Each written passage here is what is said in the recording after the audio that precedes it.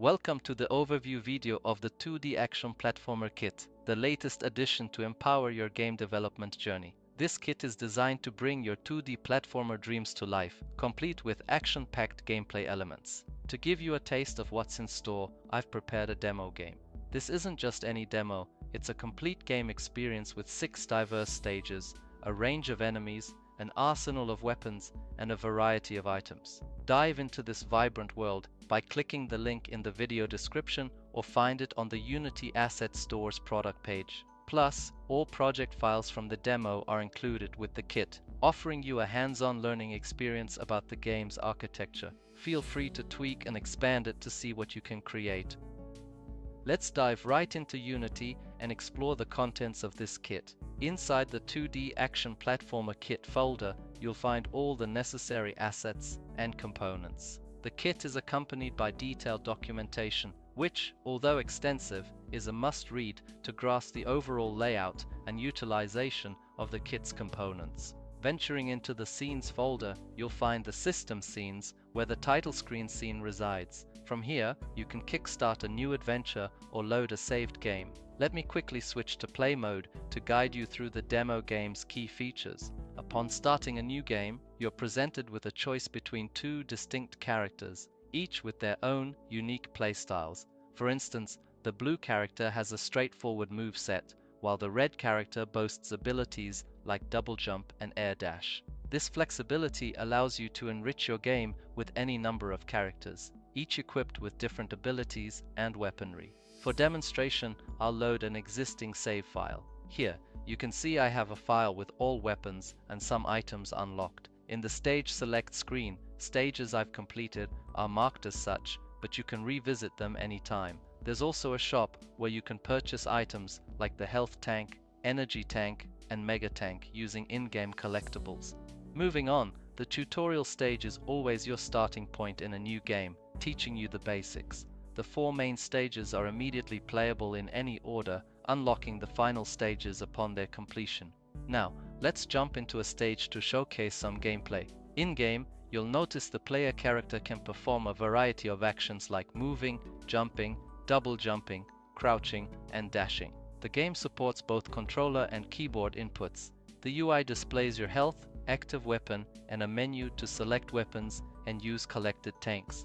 Each weapon in the game has unique characteristics and uses, adding depth to gameplay. The lightsaber is a melee weapon that does damage on a short distance. The shield can shortly protect the player from any damage. It uses weapon energy when activated. The big lightsaber is slightly larger than the first lightsaber and can destroy objects like blocks. The freeze weapon shoots an ice bullet that shortly freezes enemies and makes them immobile. And finally, the jelly weapon shoots a jelly-like object for the player to jump on and reach higher places. It also affects enemies. Just like the freeze weapon and the shield, this one runs on weapon energy. The demo stages are designed to require specific weapons to progress, adding a strategic layer to each level. Exiting play mode, let's examine a stage's layout. You can access and edit any stage directly without navigating through the title screen. The stages are built on tile maps, allowing you to craft your level designs with ease.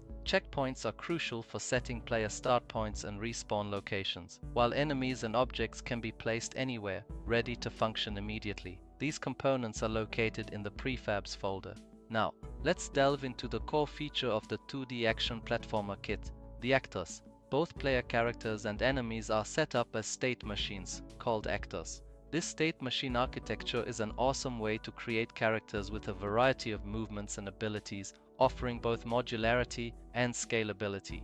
Let's take an in-depth look at the player character actor. You can locate the player characters under Player Actors inside the Prefab folder. Inside, for example, the red player character, you'll find all the components that constitute the player actor. Primarily, the player character is composed of the player UI, which handles the in-game menu, and the actor state machine. Expanding the actor, you encounter the character game object. This object is crucial for setting up the visual appearance of your character, equipped with a sprite renderer and an animator.